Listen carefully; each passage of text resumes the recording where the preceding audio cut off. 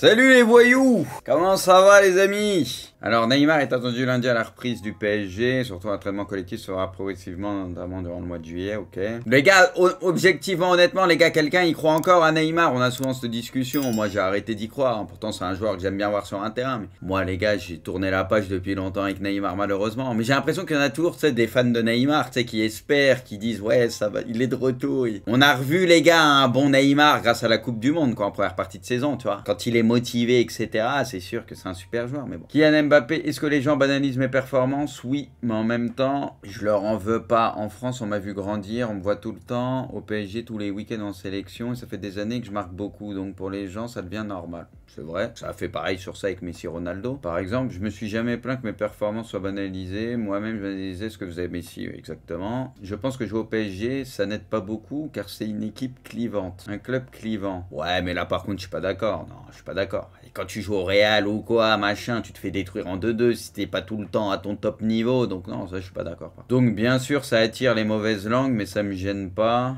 Car je sais ce que je fais, comment je le fais. Ouais, sur ça, je suis pas d'accord sur la fin, parce qu'il y a d'autres clubs où t'as bien plus de pression, je suis désolé. Mbappé en France, c'est le roi, tu vois, vous voyez ce que je veux dire? Je veux dire, quand tu joues au Barça, au Real, ou dans certains clubs anglais, machin, et que t'es pas bon, tu te fais déglinguer. Hein. Quand tu joues au Bayern aussi, tout ça, ça rigole pas, hein, faut être honnête. Hein. Il est moins protégé peut-être là, ces dernières semaines, parce que même les supporters parisiens et tout, ils voient qu'il veut partir, machin, mais... il a quand même été très protégé. Ouais, il a été ultra protégé jusqu'à maintenant, faut le dire. Kylian Mbappé, je ne sais pas ce qui manque au PSG pour gagner la LDC. Ce n'est pas trop une question pour moi. On a fait ce qu'on pouvait, point. Il faut parler aux gens qui font l'équipe. Oula, qui organise l'effectif. Bah là, c'est un petit CSC, hein. Il est mêlé au projet, hein. Qui construit ce club. Moi, j'essaye de faire mon boulot du mieux possible. C'est là où, par contre, je suis moins d'accord un peu avec Mbappé. C'est que pour moi, il s'enlève un peu du truc alors qu'il a voulu des responsabilités. C'est lui qui disait, et on le sait qu'il en a. Il décide quand même de certains trucs. Il a un poids. Et ça, comme j'ai toujours dit, c'est normal. Les gros joueurs dans les clubs en Europe, des fois, ils sont sollicités, ils donnent leur avis, etc. Et c'est normal. Mais du coup, je trouve ces derniers temps, il veut se mettre un peu de et il n'en parle pas, ouais, il se dédouane trop facilement, tu vois, alors qu'on sait qu'il a un poids. Donc ça, pour moi, sur la fin, je suis moins d'accord, par contre. Je suis moins d'accord. Bien sûr que le club, la direction, c'est les principaux responsables, et ils nous ont donné beaucoup trop de pouvoir à Mbappé, ça leur retombe sur la gueule aujourd'hui, c'était pas le truc à faire, et moi, ça, je l'avais dit déjà, et c'était évident. Voilà, ils se sont fait bouffer par Mbappé, mais du coup, Mbappé, c'est pas bien de dire que voilà, tu vois. Kylian Mbappé, je repousse les limites pour moi d'abord. Les gens n'aiment pas trop qu'on dise ça, mais une carrière, c'est égoïste, c'est la tienne, c'est ce que tu laisses en héritage.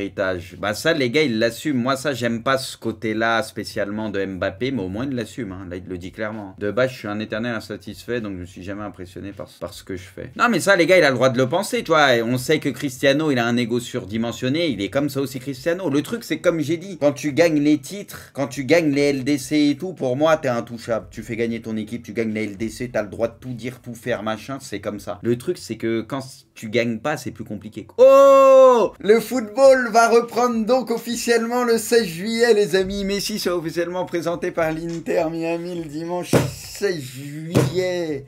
Ça arrive les gars, il est de retour. Enfin là on parle foot les gars. Vamos. Eh les gars, je vous jure, cette année, je vais aller à Miami, les gars. Ma parole, je vais aller voir un match. Je ferai un vlog et tout. Quelques jours de vacances et on ira voir le GOAT. Le Betis dévoile son nouveau maillot extérieur. Vous en pensez quoi? Franchement, il est dégueulasse. En fait, les gars, la vérité, on dirait un maillot tas les années 90. On dirait un maillot à l'ancienne, mais il y a des maillots à l'ancienne, ils passaient. Mais là, je le trouve vraiment pas beau, quoi. Ils ont vraiment voulu faire un truc vintage un peu, non? Mais je trouve il est pas beau, quoi. Une partie du vestiaire du PSG en veut à Kylian Mbappé après ses déclarations parues ce matin dans France Football. RMC indique que 6 joueurs, dont 2 nouvelles recrues, ont transféré ces déclarations à Nasser. Ceci est une insulte pour le club mentionné. L'un des messages. Nasser a trouvé ses propos choquants comme un manque de respect à tous les joueurs et à l'entraîneur. Ouais, mais en vrai, les gars, c'est fake. Non, mais que ce soit fake ou pas, les gars, en vrai, moi, je m'en bats les couilles. Le truc, c'est que avant, les gars, Mbappé, il était pas si différent. C'est ce que j'ai toujours dit. Hein. Mais en fait, ce qui me fait rire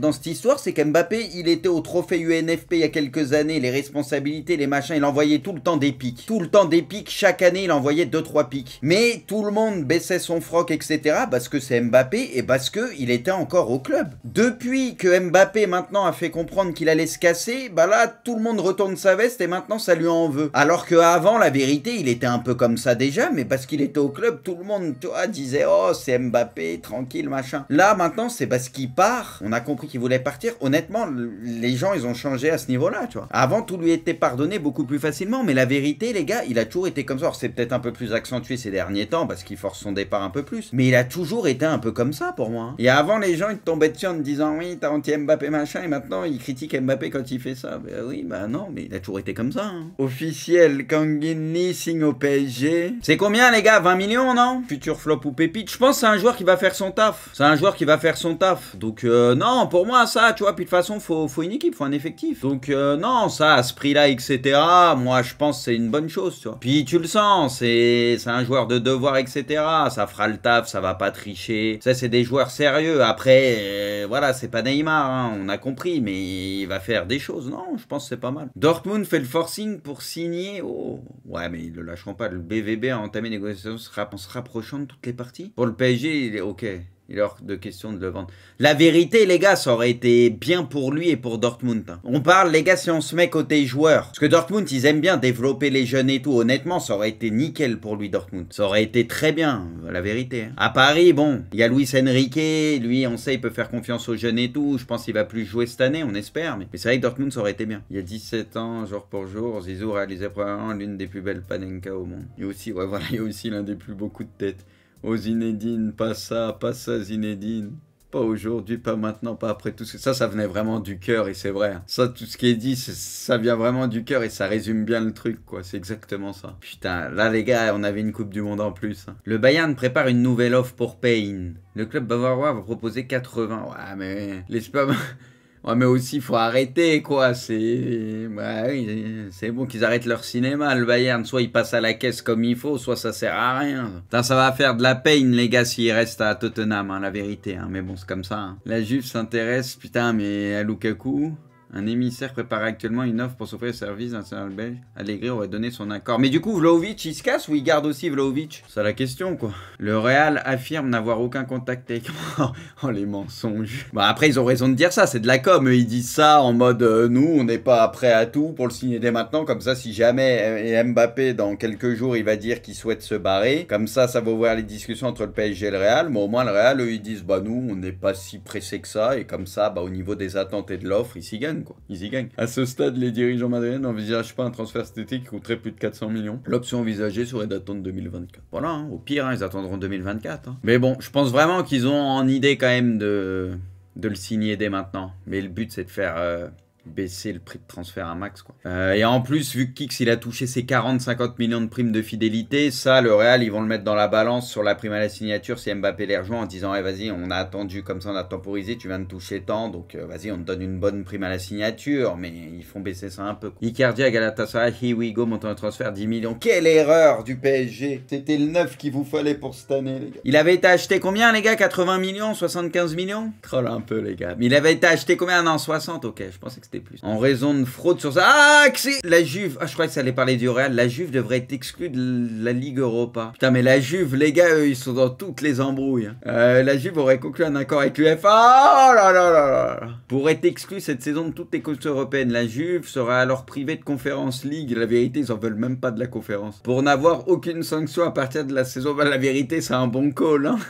La vérité, eux, ils sont gagnants. Comme ça, ils se focus sur le championnat. Et au niveau des sanctions, ils se sont mis d'accord avec eux, tu vois. Ils ont quitte la conférence, quoi. Lucas Hernandez signe au PSG, on tente de transfert environ 47. Bon, les gars, je vous l'ai déjà dit 100 fois. Moi, j'ai toujours les mêmes craintes, hein. C'est un très bon joueur quand il est là, mais trop de soucis, de blessures, etc., quoi. C'est un peu risqué, encore une fois. Hein. Après, il peut jouer sur le côté. Il est aussi très bon dans l'axe, on le sait. Quand il est en forme, c'est très bon. Mais bon, quel Hernandez tu vas avoir, tu vois. Pour moi, tu vas avoir toujours la même chose. Un Hernandez qui se blesse, quoi, régulièrement. Malheureusement quoi. Quelle note sur 10 pour ce début de mercato du PSG? Skriniar gratuit, Asensio gratuit, Ugarte 60, Sanguigny 22 et Lucas Hernandez 47. Vous lui mettez combien les gars en note? 5, 6, 7. En fait les gars il faut voir le rapport qualité-prix. Skriniar, Asensio gratuit, tranquille, ça c'est très bien. Ugarte 60 c'est un peu cher, on va pas se mentir. C'est cher, mais t'avais besoin peut-être de ce profil-là. Coinly, c'est pas très cher, je trouve, personnellement. Voilà, et Lucas Hernandez, c'est cher, et pour le risque et tout, c'est quand même un peu cher. Moi, les gars, je mets un 5-6, ouais, je suis d'accord, 5-6. Le truc, c'est que si t'as envie de transformer le mercato du PSG en 8, 9, bah, il te faudrait au minimum un Bernardo qui vient plus un très gros attaquant, quoi. Si c'est pas Kane, si c'est pas Osimhen, tu vois, peut-être un Ramos, je sais pas, tu vois, quelque chose comme ça, mais ça va être compliqué. Là, pour moi, maintenant, si tu veux transformer le mercato du PSG, il va te falloir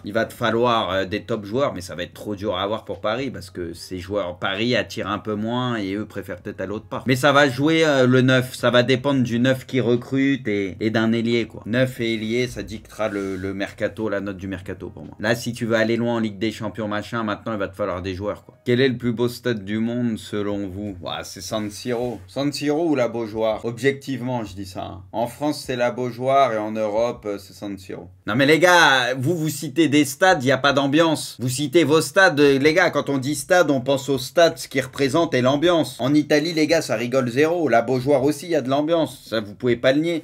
Vous parlez de stade, les gars, il y a zéro ambiance dedans. Bernabéu et Dosé, les gars, il n'y a pas d'ambiance. La moyenne d'âge pour les supporters qui vont voir les matchs, c'est 55 ans. Ceux qui disent Bollard et tout, tranquille, là on accepte. Là il y a de l'ambiance et tout, on accepte. On accepte les stades, les gars, mythiques et où il y a de l'ambiance. Juano, il dit à la Beaujoire, vous prenez des scores tous les week-ends, frère. Hey, toi, regarde la Ligue 2, toi, concentre-toi sur ta Ligue 2. Juano, je sais même pas pourquoi tu parles des équipes qui sont en Ligue 1. Reste focus sur ta Ligue 2, parce que ça nous concerne pas ici. Leipzig, je demande au moins 100 millions. Ouais, ils vont mettre un peu moins de 100 millions. Mais ça va, non, ça va être vers les 100 millions. Bonus compris, ouais. Ça va se faire dans ces eaux-là.